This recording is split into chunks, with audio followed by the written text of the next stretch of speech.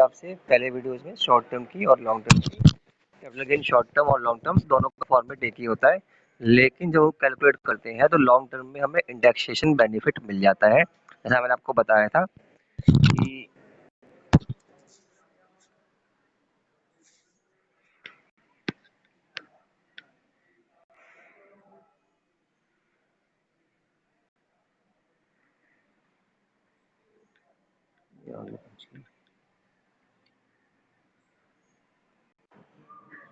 हाँ जी, आज हम बात करेंगे इंडेक्सेशन बेनिफिट की, cases where indexation benefit is not available.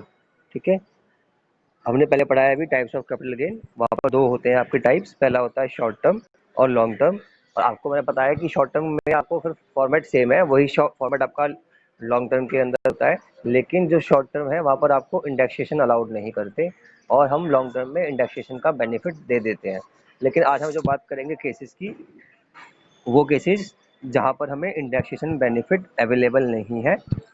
कौन कौन से ऐसे केसेस हैं जहाँ पर हम इंडेक्सेशन नहीं कर सकते, जहाँ पर लॉन्ग टर्म कैपिटल गेन और short term capital gain same ही आता है, क्योंकि यहाँ पर हम इंडेक्सेशन नहीं करते। ठीक है, तो सबसे पहले केस है हमारा डिबेंचर और bonds. In case of debenture और बॉन्ड्स हम इंडेक्सेशन का बेनिफिट नहीं देते except issued by RBI under sovereign gold bond scheme. है ना, क्या है आपका कि डिबेंचर और बॉन्ड के केस में आपका इंडेक्सेशन का बेनिफिट नहीं मिलेगा जब तक कि वो गोल्ड बॉन्ड किसने इशू नहीं किए, आरबीआई ने इशू नहीं किए। स्कीम थी इसकी गोल्ड बॉन्ड स्कीम 2015, उसके हिसाब से। फिर है slump sale, transfer of an undertaking और डिवीजन इन स्लम्प सेल। है ना, अगर कोई स्लम्प सेल है आपकी तो वहाँ भी जो आपको बेनिफिट है इंडेक्सेशन का नहीं मिलता। उसके बाद equity share and equity oriented fund. ठीक है, जो आपके इक्विटी शेयर होते हैं, मतलब सीधी वाला सिक्योरिटीज, है ना, जो आपके इक्विटी शेयर हो गए, डिवेंचर हो गए, सिक्योरिटीज हैं, इस पे आपको इंडेक्सेशन का बेनिफिट हम नहीं दे रहे। उसके बाद certain transactions of a non resident, कुछ ट्रांजेक्शन्स नॉन रेजिडेंट की जिससे कि कैपिटल गेन अराइज होता है, वो भी हम यहाँ पर काम नहीं कर रहे। फॉर एग्जाम्पल शेयर्स और debenture of an Indian company acquired in foreign currency. एक इंडियन कंपनी है, उसके शेयर और डिबेंचर आपके उन्होंने एनआरआई ने एक्वायर किए हैं और वो पैसे दिए हैं उसके फॉरेन करेंसी में, तो उसको भी हम इंडेक्सेशन का बेनिफिट नहीं देंगे कि आपने फॉरेन करेंसी में क्यों लिए, जब आप इंडिया के हो तो इंडिया करेंसी में आपको लेने चाहिए थे। ठीक है, लास्ट है आपका ट्रांसफर ऑफ जीडीआर, जो आपके ग्लोबल डिपॉजिटरी रिसिप्ट है, उनका ट्रांसफर आपने कर दिया। ठीक है, तो वो भी क्या है आपका, अगर आपने फॉरेन करेंसी में लिया हुआ है तो उसको भी हम इंडेक्सेशन का बेनिफिट नहीं देंगे। फॉरेन करेंसी में आपने जीडीआर खरीदे हैं या शेयर डिवेंचर खरीदे हैं इंडिया की कंपनी के, तो उस पर आपको हम नहीं देंगे। साथ में डिवेंचर और शेयर हैं आपके, उनमें भी हम इंडेक्सेशन का बेनिफिट नहीं दे रहे। तो ये 3-4 केसेस ऐसे हैं जहाँ पर आपको इंडेक्सेशन नहीं मिलेगा। सिंपल सी बात कि आपको लॉन्ग टर्म कैपिटल गेन भी वैसे ही निकालना है जैसे कि आप शॉर्ट टर्म कैपिटल गेन निकालते थे बिना इंडेक्सेशन के। ठीक है,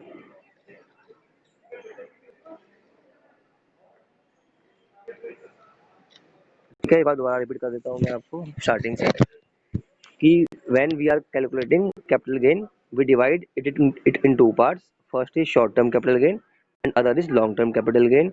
और इसका मैंने बताया था आपको कि विद इन 3 ईयर्स आपने कुछ सेल परचेज किया, उसको हम शॉर्ट टर्म मानते हैं। विद इन 3 ईयर्स के अबव करते हो तो उसको हम लॉन्ग टर्म मानते हैं। पहली बात तो ये क्लियर हुई। फिर मैंने बताया कि 3 ईयर्स के अंदर भी शेयर डिवेंचर जो है उसका हमने 2 डाइवर्जन कर दिए थे कि अगर शेयर डिवेंचर लिस्टेड कंपनी के हैं, आपने 1 साल से बाद ज़्यादा अपने पास रख लिए तो उसको हम लॉन्ग टर्म मान लेते हैं। और शेयर डिवेंचर ऐसी कंपनियों के हैं जो स्टॉक एक्सचेंज पर लिस्टेड नहीं है, उसको हम क्या मानेंगे, 2 साल तक शॉर्ट टर्म और 2 साल के ऊपर लॉन्ग टर्म। है ना, और बाकी केसेस के अंदर मैं बताया था आपको कि क्या है आपका, सब कुछ लॉन्ग टर्म है 3 साल से ऊपर। और जो आपके लैंड एंड बिल्डिंग है उसमें ये टेन्योर 2 साल का है, 2 साल तक का है तो शॉर्ट टर्म, 2 साल से ऊपर का है तो लॉन्ग टर्म। शॉर्ट टर्म में और लॉन्ग टर्म में कैपिटल गेन कैलकुलेट करने का तरीका सिंपल है, net sale consideration minus expenses on transfer, sorry sale consideration minus expenses on transfer, आपको मिलती है नेट सेल कंसिडरेशन। और उसमें से आप माइनस करते हैं cost of indexation and cost of acquisition. Format तो आपका यही है। अगर शॉर्ट टर्म है तो आपको इंडेक्सेशन नहीं मिलता, यानी महंगाई का लाभ नहीं मिलता। इंडेक्सेशन का मतलब सिंपल सा है कि जैसे जैसे महंगाई बढ़ती जाती है आपका खर्चा बढ़ता जाता है। तो 100 रुपये आपके आज वैल्यू करते हैं, वो 100 रुपये कल वैल्यू नहीं करेंगे क्योंकि महंगाई बढ़ती जा रही है ना। इसीलिए जो आज के 100 रुपये हैं वो 1 साल बाद के 95 रुपये के बराबर होंगे। तो इसी को हम जो 95 निकाला हमने, ये 95 किस बेस पे निकाला हमने, on the basis of consumer price index. ये आपने सबने पढ़ रखा है स्टैट्स के अंदर, कंज्यूमर प्राइस इंडेक्स क्या होता है, ये कैसे निकाला जाता है। तो उसके बेस पे हम ये निकाल लेते हैं कि जो महंगाई है अगर बढ़ गई, मान लो 100 रुपये आज है आपके पास, महंगाई 5% बढ़ गई, तो सिंपल है कि इसकी वैल्यू 1 साल के बाद 95 रुपीज़ है ना। और 5 साल के बाद, 1 साल के बाद कितनी हो जाएगी इसकी, मान लो मोटी मोटी 90, है ना। तो जो आज के 100 रुपये हैं वो 2 साल बाद 90 रुपये के बराबर है। इसी को हम इंडेक्सेशन बोलते हैं।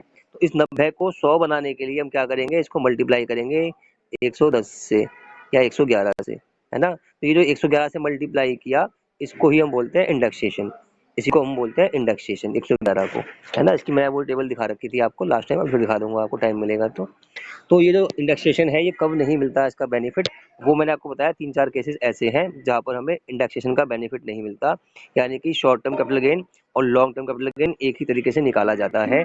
वो है आपका ये तो डिबेंचर बॉन्ड्स है या इक्विटी शेयर है आपके, ठीक है, उसके अंदर आपने इन्वेस्टमेंट की हुई है, तो उसमें आपका शॉर्ट टर्म ही माना जाएगा, इंडेक्सेशन आपको अलाउड नहीं होगा except gold bonds issue by RBI, है ना। एक केस है आपका स्लम सेल का, वहाँ भी आपको इंडेक्सेशन का बेनिफिट नहीं मिलेगा। या जो आपके एनआरआई हैं वो इंडिया के शेयर डिवेंचर खरीद लेते हैं फॉरेन करेंसी में, उसको भी हम इंडेक्सेशन नहीं करेंगे, जितने पे खरीदे थे उतने के ही मानेंगे। या आपने जीटीआर खरीदी है फॉरेन करेंसी में, उस पर भी हमने सेम किया कि उसकी जो वैल्यू है उतनी ही रहेगी, इंडेक्सेशन नहीं करेंगे। सुनने में थोड़ा मुश्किल लगता है पर एक क्वेश्चन पे प्रैक्टिकल करेंगे तो आपको समझ में आसानी से आएगा। तो पहला क्वेश्चन आपके सामने है, लिखा हुआ है ये, मिस ईशा हैज 1010% डिबेंचर। देखो डिबेंचर है तो यहाँ पर इंडेक्सेशन का बेनिफिट नहीं मिलना, सिंपल सी बात है। नाम आगे क्लियर। अक्वायर्ड ऑन 17 अप्रैल 9, आपने 2009 में अक्वायर किए थे और सेल कर दिया आपने 1 फरवरी 20 को, आपने 120 का बेच दिया 1 फरवरी 20 को, ठीक है। तो आपको पता है लॉन्ग टर्म हो गया, 9 से 20 तक जाते जाते कितना हो गया आपका, 11 साल, तो सीधी बात है लॉन्ग टर्म है आपका। सी शोल्ड सच एसेट्स फॉर 1,45,000, उनको बेच के जो पैसे मिले वो थे 1,45,000 और उसका आधा परसेंट यानी कि 1,45,000 का हाफ परसेंट आपने दे दिया कमीशन, ठीक है। तो आपसे पूछा है कंप्यूट कैपिटल गेन, वो आपको नहीं बोलेगा शॉर्ट टर्म है कि लॉन्ग टर्म है, आपको साफ साफ दिखाई दे रहा है क्योंकि ये 2009 में लिया गया है, 20 में बेचा गया है, तो ये लॉन्ग टर्म है। लेकिन क्योंकि ये डिबेंचर है इसीलिए इस पर मैंने बताया अभी, तो इस पर आपको इंडेक्सेशन का बेनिफिट नहीं मिलेगा, यानी कि जितने पे खरीदे हैं उतने पर ही आपको कॉस्ट देनी है, कोई इंडेक्सेशन नहीं करना। इससे हमारा फायदा है, हमारी कैलकुलेशन थोड़ी सी कम हो जाती है ना। तो देखो क्या इसका आंसर आता है फटाफट से, ये आंसर सामने आ गया आपके। फॉर्मेट सबका सेम है, फॉर्मेट से नहीं घबराना, फॉर्मेट सबका सेम है, शॉर्ट टर्म हो लॉन्ग टर्म हो, बस लॉन्ग टर्म में हम इंडेक्सेशन कर देते हैं, शॉर्ट टर्म में इंडेक्सेशन नहीं करते। लेकिन यहाँ पर तो इंडेक्सेशन करना ही नहीं है क्योंकि ये डिबेंचर है। तो सबसे पहला क्या आता है, सेल कंसिडरेशन, जितने का आपने बेचा, कितने का बेचा लिखा था क्वेश्चन में, 1,45,000 साफ साफ लिखा हुआ था, ठीक है। उसका हाफ परसेंट दिया आपने ब्रोकरेज, तो इसका हाफ परसेंट ब्रोकरेज आया 725, ठीक है। कितना ब्रोकरेज आया आपका 725, ये क्या है आपकी ब्रोकरेज है, ये आपने कम कर दी, इसको आपने माइनस कर दिया 725 को, तो वो 1,45,000 का आधा परसेंट 725 ये माइनस किया तो बचा 144,275, 144,275, ये पहले की तरह कि सेल वैल्यू माइनस ब्रोकरेज और कमीशन। अब आपको बताया चाहे शॉर्ट टर्म हो या लॉन्ग टर्म हो, दो चीजें कम कर रही हैं, एक कॉस्ट ऑफ एक्विजिशन जितने की वो खरीदी प्रॉपर्टी, और कॉस्ट ऑफ इम्प्रूवमेंट, कुछ उस पर इम्प्रूवमेंट किया। तो शेयर डिवेंचर पे क्या इम्प्रूवमेंट होगा आपको पता है, तो कागज के पत्ते हैं, कुछ नहीं होता है इनका, है ना। जैसे आपका नोट होता है 10 रुपये का 20 रुपये का, उस पर कुछ भी कर लो वैल्यू नहीं बढ़ती है उसकी, तो यहाँ पर कोई इम्प्रूवमेंट की बात तो होगी नहीं, है ना। तो इसीलिए कॉस्ट ऑफ इम्प्रूवमेंट यहाँ पर नहीं है, ठीक है। हाँ, कॉस्ट ऑफ एक्विजिशन आनी थी, कितनी आनी थी, जितने के वो खरीदे हैं, क्वेश्चन में गिवन था 120 का खरीदा है तो 120 का ही लिया गया, इंडेक्सेशन नहीं किया, बल्कि जबकि ये लॉन्ग टर्म है इंडेक्सेशन नहीं किया। क्यों नहीं किया, मैंने बताया कि शेयर और डिवेंचर पे इंडेक्सेशन बेनिफिट नहीं है जब तक कि वो आरबीआई की गोल्ड स्कीम नहीं है 2015 वाली, डिवेंचर पे नहीं मिलता। तो डिवेंचर ये वो वाले नहीं है, तो 120 का एक डिवेंचर लिया था, 1,000 डिवेंचर लिए थे, तो 1,20,000 रुपये ये आपकी कॉस्ट आ गई, कॉस्ट ऑफ एक्विजिशन, ये आपने माइनस कर दी, ये आपने माइनस कर दी किससे, नेट सेल कंसिडरेशन से, इस अमाउंट को माइनस कर दिया, आपका आंसर आ गया 24,275। ये लॉन्ग टर्म कैपिटल गेन है। एक बार दोबारा देख लो, जितने का हमने सामान बेचा है ना, ये हमने डिवेंचर बेचे कितने के, 1,45,000 के। उस पर जो भी ब्रोकरेज दी जाती है वो पूरी माफ होती है, 725 रुपये ब्रोकरेज दे दी। बचा जो अमाउंट उसको बोलेंगे नेट सेल कंसिडरेशन। इससे दो चीज़ें कम करते हैं, कॉस्ट ऑफ इम्प्रूवमेंट और कॉस्ट ऑफ एक्विजिशन, क्योंकि डिवेंचर और शेयर है, इनमें कोई भी कॉस्ट ऑफ इम्प्रूवमेंट नहीं होती, ठीक है, कॉस्ट ऑफ एक्विजिशन होती है। तो कॉस्ट ऑफ एक्विजिशन थी आपकी एक डिवेंचर की 120, आपके पास 1000 डिवेंचर थे तो सबको किया मल्टीप्लाई 1,20,000 रुपये। हालांकि लॉन्ग टर्म कैपिटल गेन हो रहा है, पर हमने अभी रूल पढ़ा था कि डिवेंचर्स पे आपको इंडेक्सेशन नहीं मिलता। तो हालांकि ये अपर केस कौन सा है, लॉन्ग टर्म कैपिटल गेन का, पर हमने निकाला है इसको सिंपल शॉर्ट टर्म की ही तरह, कोई इंडेक्सेशन नहीं किया, इसको माइनस कर दिया। आपका आंसर आ गया 24,275 कहलाएगा ये लॉन्ग टर्म कैपिटल गेन ही, और यहाँ पर इंडेक्सेशन का बेनिफिट आपको नहीं मिला, ठीक है। हम चलते हैं नेक्स्ट टॉपिक पे, हमारे नेक्स्ट टॉपिक। अब क्या हुआ, अब तो हमने बात की, अभी हमें क्या नहीं मिल रहा, इंडेक्सेशन का बेनिफिट नहीं मिल रहा। अब यहाँ पर हम क्या करेंगे, कुछ केसेस ऐसे हैं जहाँ पर सेल कंसीडरेशन जो हमें अभी दे रखी थी वो नहीं दे रखी होती, एग्जाम में नहीं दे रखी होती या वो अवेलेबल नहीं होती, तो उस केस में सेल कंसीडरेशन को, सेल वैल्यू को क्या करना है, कैसे कैलकुलेट करना है, वो यहाँ पर एक कुछ केस लिखे हुए हैं, और एक केस हम क्वेश्चन में करेंगे आज, ठीक है। तो देख लेते हैं क्या है आपका इंश्योरेंस क्लेम। आपने किसी भी चीज़ का इंश्योरेंस कराया हुआ था, ठीक है, तो उस पर आपको इंश्योरेंस क्लेम रिसीव हुआ, तो जितना आपको क्लेम रिसीव हुआ है वो, या फिर फेयर मार्केट वैल्यू, ठीक है, वो मानी जाएगी आपकी क्या, डीम्ड वैल्यू ऑफ कंसिडरेशन। आपकी प्रॉपर्टी थी, इसमें आग लग गई, जल गई, तो आपने बेचा तो नहीं, पर इसका मतलब ये नहीं है कि आपको कुछ मिलेगा नहीं। अगर आपने उसका इंश्योरेंस करा रखा है, आपको पैसे मिलते हैं उसके, तो उस क्लेम को, उस अमाउंट को माना जाएगा डीम्ड वैल्यू या नोशनल सेल कंसिडरेशन, है ना, ये माना जाएगा।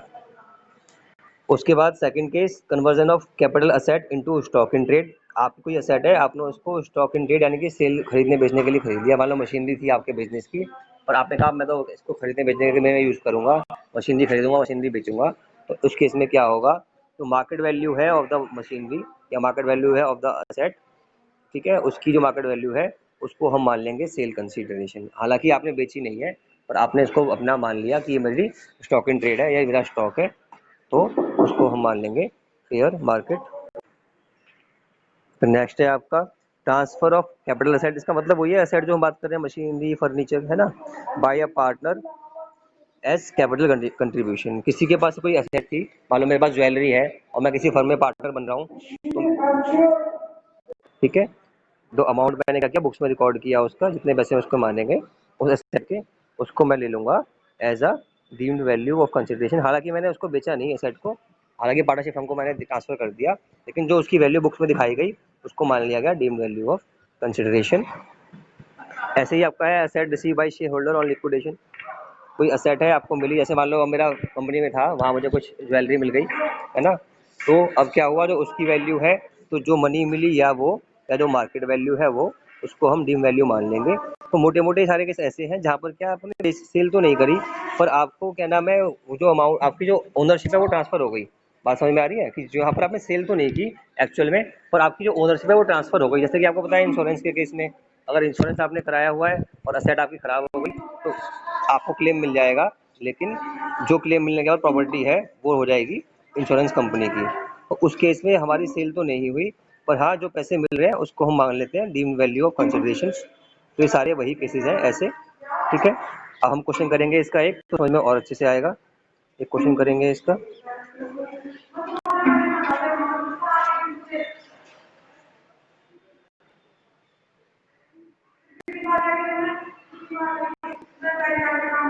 ये पहला वाला केस ही कर रहा हूँ मैं, ठीक है।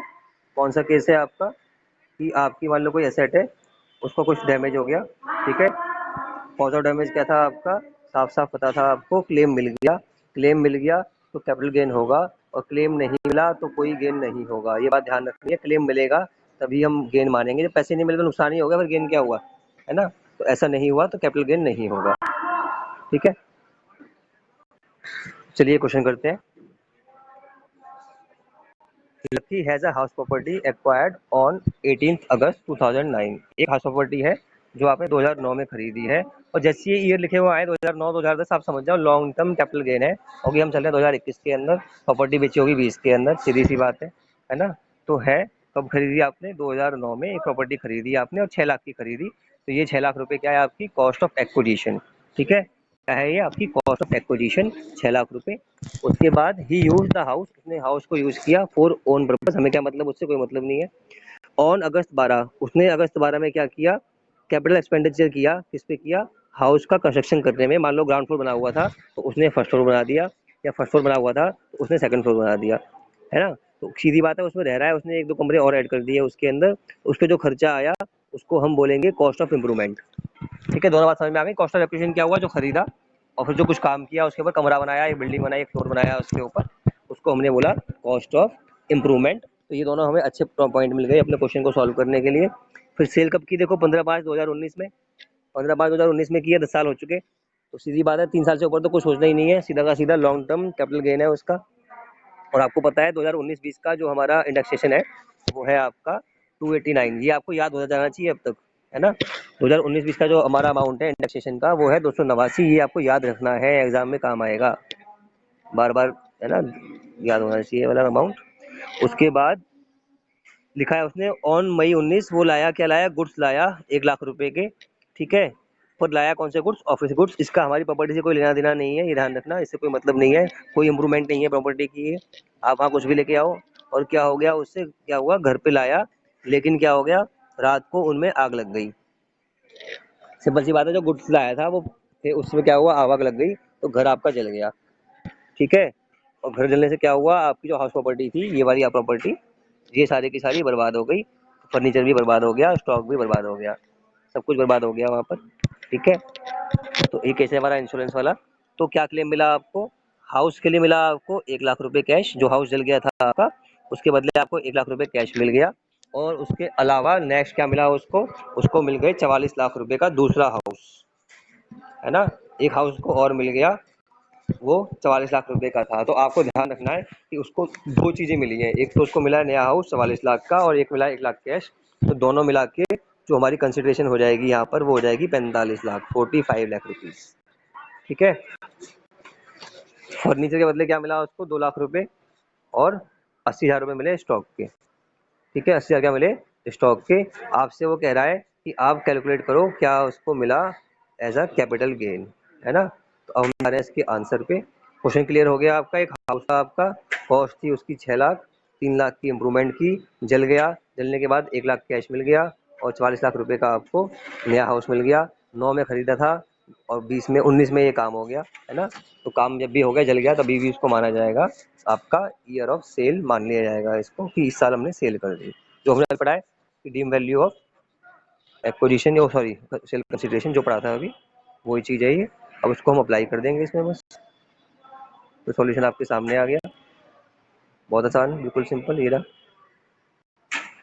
ठीक है, as the damage occurred due to fire, such case is govern by provision of section 45(1)(a), जो हमने अभी देखा था कि कैसे हमने डीम्ड वैल्यू निकालनी है। एक्चुअल सेल तो नहीं हुई, पर हमने इसको सेल मान लिया, डीम्ड सेल मान लिया।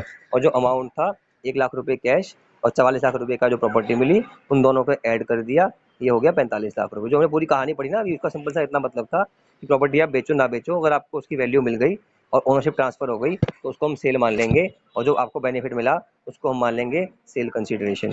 तो वो था 45 लाख रुपए। क्योंकि ये प्रॉपर्टी आपने बेची नहीं है, जल गई है, कोई सेल वेल नहीं हुई, कोई खर्चा नहीं आएगा उसके ऊपर, तो जो क्लेम है आपका यहाँ पर नील होगा, एक्सपेंस ऑन ट्रांसफर नील होंगे हमेशा ऐसी प्रॉपर्टी में, इंश्योरेंस वाली में। तो आपकी नेट सेल कंसिडरेशन वही है 45 लाख रुपए। फिर से वही, आपको दो बेनिफिट मिलेंगे, कॉस्ट ऑफ एक्विजिशन और कॉस्ट ऑफ इम्प्रूवमेंट, चाहे शॉर्ट टर्म हो चाहे लॉन्ग टर्म हो, लेकिन ये लॉन्ग टर्म है तो यहाँ पर इसका इंडेक्सेशन भी करना है, ये आपको ध्यान रखना है। 10 साल हो गए तो यहाँ पर करना है इंडेक्सेशन। अब आपका ये हुआ लॉस बाय फायर कब हुआ, 2019-20 में। इंडेक्स क्या है उसका 289, दोनों केस में 289 से करना है मल्टीप्लाई, और डिवाइड करना है index number of the year. तो पहले 2009 में आपने क्या किया था, उसको परचेज किया था, तो ये है 9 का इंडेक्स नंबर। ठीक है, और फिर जब आपने उस पर कंस्ट्रक्शन की 3 साल बाद 2012 के अंदर, तो जो नीचे वाला अमाउंट दोस्तों है वो 2012 का है। ठीक है, ये जो इंडेक्स नंबर नीचे वाला है 2012 का है। तो ये तो बहुत सिंपल है आपका, index number in the year of sale, index number of the acquisition, index number of the improvement, है ना। तो 2012 में 100 था तो वो लिख दिया जब उसको हमने इम्प्रूवमेंट किया, और ये है आपका 2009 का जब आपने एक्वायर किया। बस डिवाइड हमें अलग से करना होता है, मल्टीप्लाई तो सेम अमाउंट से ही होता है, क्योंकि प्रॉपर्टी हमारी एक ही दिन बेची जाती है, बार बार नहीं बेची जाती।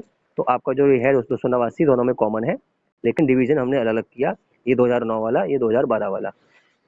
बस जो अमाउंट आया वो अमाउंट हमारा क्या है, पहला वाला index cost of acquisition, first वाला है ना, ये है आपका इंडेक्स कॉस्ट ऑफ एक्विजिशन, पहला अमाउंट 11,71,622। और इंडेक्स कॉस्ट ऑफ इम्प्रूवमेंट ये सेकंड वाला है आपका 4,33,500। बस सिंपल हो गया, इन दोनों को ऐड किया 16,05,000, ठीक है। सेल वैल्यू से कम कर दिया, बचा 21,94,878, ये वाला अमाउंट, ये है आपका कैपिटल गेन। ठीक है, दोबारा समझ लेंगे एक बार, क्योंकि प्रॉपर्टी हमने बेची नहीं है, लेकिन उसको हमने पढ़ा अभी क्लेम कि अगर हमारी प्रॉपर्टी इंश्योर्ड है और पैसे जो मिलते हैं उस पैसे को भी हम कैपिटल गेन मान लेते हैं। तो हमें मिले 1 लाख रुपए कैश, 44 लाख रुपए का हाउस, उनको मिला के माना 45 लाख। इस केस में कभी भी आपका खर्चा ट्रांसफर पर नहीं होगा, तो ये नील आएगा आपका, तो ये आ गया 45 लाख रुपीज़। अब इससे दो चीज़ें कम करते हैं, कॉस्ट ऑफ एक्विजिशन और cost of improvement. Cost of acquisition आपकी 6 लाख रुपए थी, 9 में की थी आपने, और 2012 में कुछ काम कराया, 3 लाख रुपया खर्चा वहाँ पर आया। आपका जो डिस्ट्रक्शन हुआ है वो हुआ है 2019-20 के अंदर, उसका इंडेक्स है 289, वही लेना है हमेशा, और डिवाइड करना है कॉस्ट ऑफ एक्विजिशन वाले इंडेक्स से। ये 2009 में था तो 148, ये 12 में इम्प्रूवमेंट की तो 200, इससे डिवाइड कर दिया तो आपको मिल गई index cost of acquisition and index cost of improvement. इनको आपने कम कर दिया सेल वैल्यू के अंदर से, सेल वैल्यू में से आपने कम कर दिया इनको, इन दोनों को आपने सेल वैल्यू में से कम कर दिया, आपको मिल गया लॉन्ग टर्म कैपिटल गेन। इतना सा क्वेश्चन था, कुछ और नहीं था। अब आगे देखते हैं बाकी था, जो फर्नीचर था उसका क्या किया हमने, स्टॉक का क्या किया। No capital gain liability arises on furniture as it is a personal asset of the assessee, हमने पहले पढ़ा हुआ है। जो पर्सनल असेट्स हैं उसको हम इसमें काउंट नहीं करते, सिर्फ और सिर्फ कैपिटल असेट्स को ट्रांसफर करते हैं।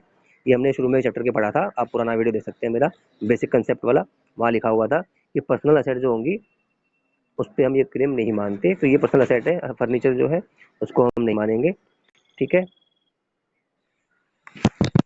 उसके बाद सेकंड है आपका स्टॉक, ठीक है। अब जो स्टॉक है आपका, वो आपको ध्यान हो, स्टॉक बिजनेस का स्टॉक था, जो बिजनेस का स्टॉक है उसका हमने पढ़ा था profit and gains from business and profession.